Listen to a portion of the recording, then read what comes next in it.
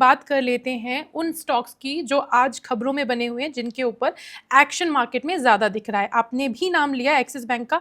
Axis bank के नतीजे बहुत अच्छे नहीं आए, खराब नतीजों की वजह से शेयर में गिरावट देखी गई है।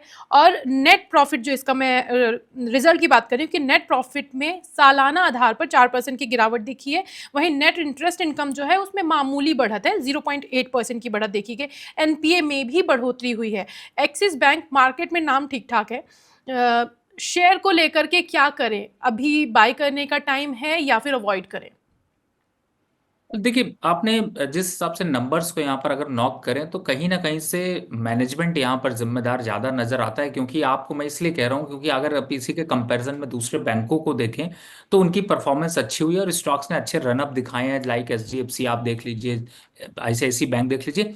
रिजल्ट खराब होना और उसके बावजूद स्टॉक में रिएक्शन ना आना, वो आपकी ग्रोथ के ऊपर दिखाता है। अभी जो गाइडलाइंस आई हैं वो भी कहीं ना कहीं से डिसअपॉइंटमेंट दिखा रही हैं, और इसी वजह से 5% जैसी बड़ी गिरावट एक लार्ज कैप स्टॉक में होना बहुत बड़ी बात है। और जो जहां पर अब इस समय मैंने कहीं अभी रील देखी थी, बड़ा अच्छा डायलॉग उसमें था, खड़ी लकड़ी अपने ऊपर नहीं लेनी चाहिए। तो मुझे ऐसा लगता है कि एक्सिस बैंक में भी खड़ी लकड़ी क्या लेना है, पड़ी रहने दो, अभी पड़ी है, नीचे और गिरेगी, गिर के कहाँ आएगी। जब 950 के आसपास, 1000 के नीचे क्या भाव आ जाएंगे तो उसी लकड़ी को सेक करके आगे बढ़ेंगे, लेकिन तब तक वेट करेंगे।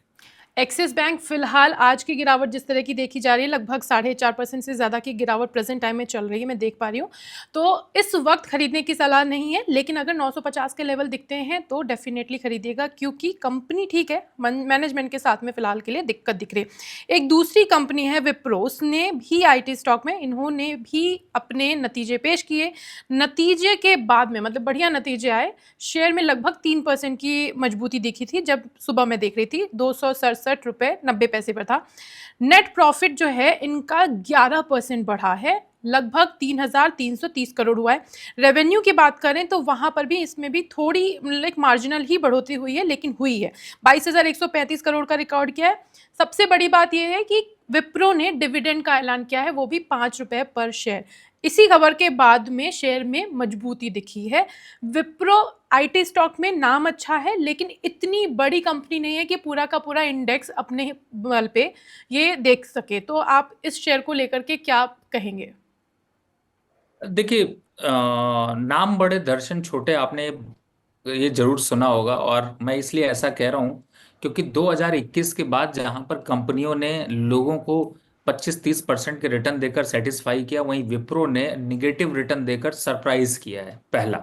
दूसरा, ये प्रॉफिट जो है वो एक छलावा है। छलावा क्यों कह रहा हूँ? क्योंकि आपको स्टॉक में निकलने का मौका मिल रहा है। वैसे मैं आपको बताऊं, प्रगति मैम तो बहुत दिनों से आईटी काउंटर ने इन्वेस्टर का साथ छोड़ दिया है, और भलाई इसमें है कि आप भी साथ छोड़ दीजिए। ज्यादा प्यार करके बैठेंगे तो कंपनी के प्रमोटर की तरह ही चलते रहेंगे, और ज्यादा अच्छा है प्रॉफिट से प्यार करिए। तो फिलहाल अभी के जो ये तेजी आ रही है, डिविडेंड का लालच आ रहा है, बेटर है निकल जाइए, क्योंकि ये स्टॉक फिर से वापस से 250 की सीरीज में आने वाला है। 220 तक के लेवल दिख सकते हैं। बढ़ा है, थोड़ा सा स्माइल हुआ है, लॉस तो है ही है, लेकिन लॉस में भी थोड़ा ढांढस बंधाने के लिए अच्छा है। तो फिलहाल मेरे हिसाब से एग्जिट करना चाहिए। कोई मल्टी बैगर स्टोरी दिखाई नहीं दे रही। विप्रो के साथ में कोई बहुत बड़ा मुनाफा दिखा नहीं रहा है। इसीलिए रवि जी की राय है कि अगर आप चाहते हैं कि प्रॉफिट कमाना, तो इस स्टॉक से दूरी बनाने में ही भलाई होगी। और आईटी स्टॉक्स वैसे भी फिलहाल के लिए बहुत अच्छी कंडीशन में नहीं दिख रहे, तो भी इससे दूरी बनाने की ज़रूरत है, क्योंकि हम इन्वेस्टर हैं, प्रमोटर नहीं। ये रवि जी के शब्द हैं। एक और शेयर है सर, वारी रिन्यूएबल। इस शेयर में ना इस पूरे सेशन में, इस पूरे हफ्ते में काफ़ी तेज़ी देखी गई। हालांकि जिस तरह की तेज़ी है वो भी इसलिए क्योंकि Q1 की जो नतीजे हैं, पहली बात तो, और दूसरी चीज़ जो है, रैली दिखी है लेकिन उतनी अच्छी नहीं है, क्योंकि 52 वीक का हाई जो मुझे याद है 2074 समथिंग का था। और आज की तारीख में भले ही शेयर में 5% की बढ़ोतरी हुई हो, लेकिन 1200 के अराउंड चल रहा है शेयर। तो क्या करें वारी रिन्यूएबल में? देखिए, वैसे अगर देखा जाए तो मुझे वारी के फंडामेंटल थोड़े से ज्यादा स्टेबल दिखाई देते हैं। और थोड़े ज्यादा अट्रैक्टिव लगते हैं, और इसी वजह से आपने देखा होगा स्टॉक में कंटिन्यू एक अपवर्ड मोमेंटम देखने को मिला, और इस समय 52 वीक हाई के लगभग पास ही चल रहा है। 1272 का 52 वीक हाई बन चुका, 2 ही दिन में 3 दिन में बना है। तो मोमेंटम अच्छा है। फिलहाल होल्ड करके रखें पोजीशन, फ्रेश बाय करना थोड़ा अवॉइड रखें। 1150 1120 के लेवल फ्रेश बाय के लिए, रिस्क रिवॉर्ड के लिए ज्यादा अच्छे हैं। लेकिन स्टॉक तेज है, 1400 के लक्ष्य आएंगे। लॉन्ग टर्म गोल है 1 साल 6 महीने, सॉरी 1 साल और 2 साल के हिसाब से गोल है, तो फिर एंट्री यहाँ पर 30-40% बनती है। तो स्टॉक अच्छा है, मूवमेंट अच्छा मिलेगा, चलते रहिए, बढ़ाते रहिए, आगे बढ़ते रहिए। वारी रिन्यूएबल अगर आपके पास है तो स्टॉक अच्छा है, आपको 1400 का लेवल भी दिख सकता है, लेकिन इंतजार करना पड़ेगा कम से कम 1 साल का, अगर आपके पास है तब। और अगर आप इसमें फ्रेश एंट्री करना चाहते हैं तो आज की तारीख में नहीं करें, बल्कि 1150 तक के लेवल दिख सकते हैं, उस लेवल पर आपको खरीदारी करनी है। ये है रवि जी की राय। एक और शेयर आज ट्रेंड कर रहा है, वो है Polycab India, wire and cable की कंपनी है। लगभग 3% बढ़ोतरी के साथ, मैंने लास्ट चेक अराउंड 11:30 तब ये 7,066 रुपये पर चल रहा था। रेवेन्यू में 26% की बढ़ोतरी के साथ हुई है, और नेट प्रॉफिट जो है वहाँ पर भी 50% की बढ़ोतरी बताई है इन्होंने अपने रिजल्ट में। पॉलीकैब इंडिया सर, काफ़ी बार ये जो स्टॉक है चर्चा में रहता है, इसके लिए आप क्या राय देंगे?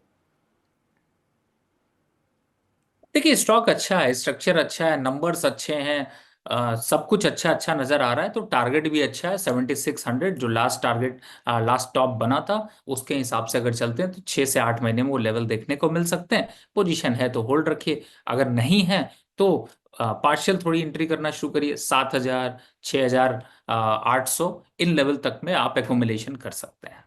अगर आपके पास शेयर है तो आप होल्ड करें, क्योंकि ये 7600 तक के टारगेट दिखा सकता है।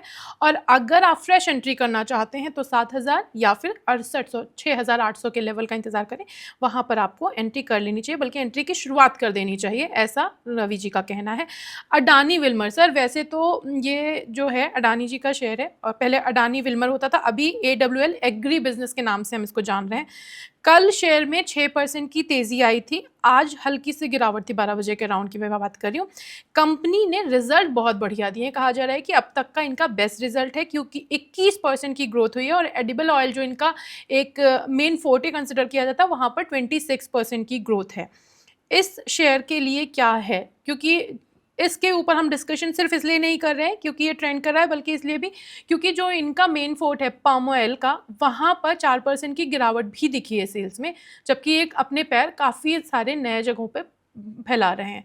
तो अडानी विल्मर को लेकर के क्या राय देंगे आप? देखिए मैम, इसको थोड़ा सा गौर से समझें। इस स्टॉक ने 22 सितंबर 2022 में 850 रुपए का हाई बनाया था। उसके बाद इस स्टॉक ने उस छाया को भी नहीं देखा। जिस तरीके से पाम ऑयल आपके सेहत के लिए हानिकारक है, उसी तरीके से इस स्टॉक में हानिकारकता नजर आ रही है। लोअर लेवल पे थोड़ा बहुत उछल कूद तो करेगा ही करेगा, लेकिन समझदारी इसी में है, धीरे धीरे करके नमस्ते कर लीजिए, दूरी बना लीजिए। और मैंने पहले भी बताया, स्टॉक से प्यार मत करिए, प्यार करेंगे चक्कर में फंस जाएंगे। बेटर है प्रॉफिट से प्यार करिए, जिससे कि वो बढ़ता रहे। फिलहाल इस स्टॉक से जो पुल बैक आता है, दूरी बनाइए।